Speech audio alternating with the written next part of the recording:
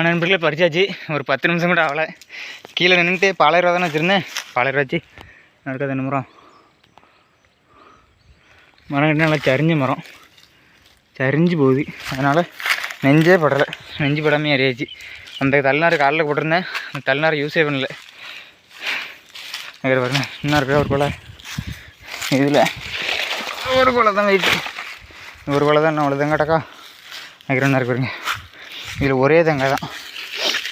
நோய் இதுதான் ஓமங்காளிங்கிறது. காய் நல்லா வைக்கும், ஆனால் பெருசாகாது.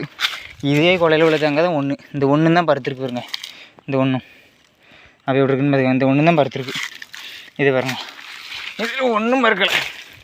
ஃபுல்லாக ஓமங்காளி. இப்படி ஓமங்காளி தேங்காய்லாம் இருக்குதுன்னா பெரிய மரம். கழிக்க முடியாது. மேலே ரொம்ப நேரம் வேலை இருக்கும்.